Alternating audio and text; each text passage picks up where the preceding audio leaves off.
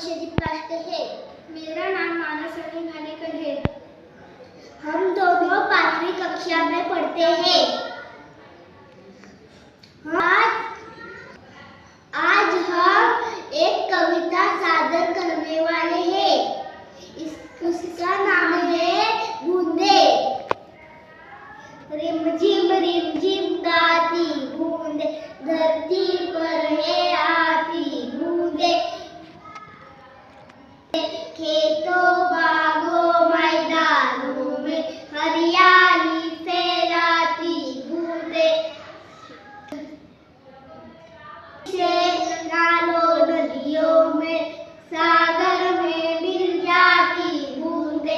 गर्मी से तपते लोगों को शीतलता पहुंचाती बूंदे, शीतलता पहुंचाती